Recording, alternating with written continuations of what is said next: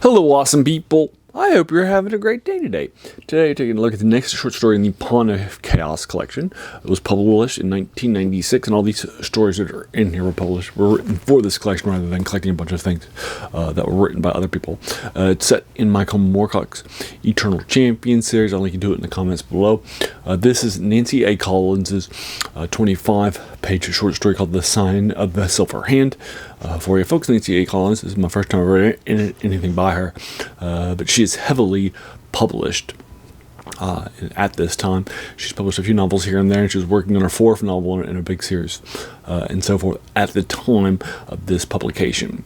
For you folks, so this is, again, The Sign of the Silver Hand. When I saw it, I figured this was probably going to be a Quorum story, since Quorum is the one with the silver hand, the member of the Eternal Champions, and so forth. I picked up this collection when I was doing a deep dive into Michael Moorcock's thing, when he was my favorite author for about 5 years.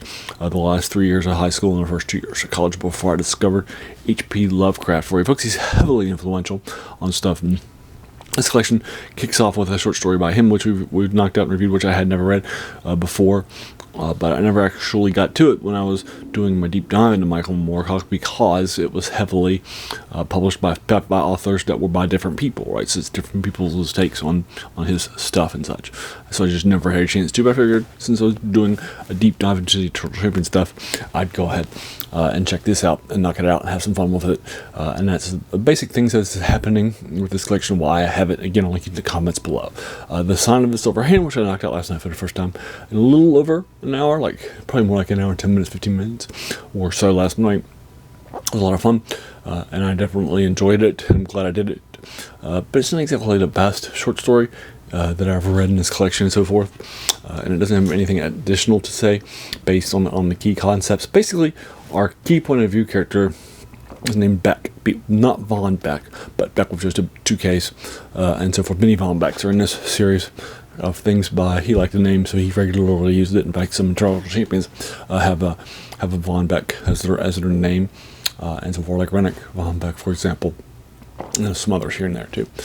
So basically, our character, he is the CEO of Beck Chemicals, and he has decided to set out an expedition to South America and the Andes Mountains that are down there, in order to find El Dorado, based on what's actually happening and so forth. So he's setting off on a quest in order for that to happen for folks.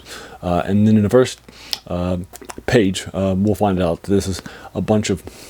It starts off with a few newspaper articles as to what's happening, and then we'll swap over to a journal by the CEO in his explorations and so forth, and then we'll have a couple more articles later on that sort of wrap things up. That's the basic infrastructure of what's happening. So it's basically a documentary style thing with newspaper articles and diaries, stuff like that, kind of like Dracula, and some other things too that also sort of push that documentary style of things that's happening. So basically, the first newspaper article will tell us all about what I just told you. The second newspaper article that we read on pages 1 and 2 says that he has gone missing and hasn't reported back after some time. And his brother, who's now taken over Beck Chemicals, has started to launch some expeditions as to what's happening and trying to find him and so forth. His missing older brother, who is searching for El Dorado. So that's basically the key concepts, and then we'll slide over to the guy who starts his journal, and the journal will start actually after the first newspaper article, but before the second one, and so forth. Him starting off his expedition, launching it, and so forth, and who he's hired. He's recently hired a new guy. He has 2 local guides, and he's hired a third guide who knows where El Dorado is from a family secrets and such. But his other 2 guides don't like it, and so forth. They don't like him, and they don't think he's trustworthy, and so forth. So that's basically the key concept, and then we'll find out what actually happens and so forth for the last 25 pages or so. So that's basically the key concept. Again, my review is spoiler free, so we'll be doing a deep dive into it. Again, I liked it. I thought it was fun, but it didn't do anything like a new take on Quorum or anything like that, right? So there you go. And if you haven't read the Quorum stuff, there is a synopsis of Quorum's life and what happened and who he is now. And so for about halfway, or maybe 70% through this short story. So you don't have to have read it in order to be caught up on who the key character is. That is the sign of a silver hand is named after. For you folks, so there you are. That is the short story. So I'm probably going to be giving this, it's fun, it's fine, and so forth. I'm probably giving this probably more like a 7 out of 10.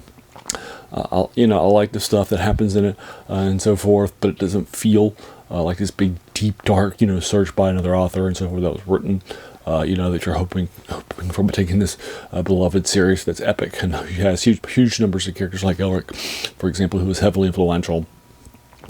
And a big character as his anti-hero, or his sword Stormbringer, both of whom were big hits that were made their way into pulp culture, that sort of thing, or heavily influential. So it doesn't have that sort of thing in it. So what has, so it doesn't have this interesting take by Nancy, and so forth. So I'm just giving it a 7 out of 10 for you folks. So that's the key concept of what's happening.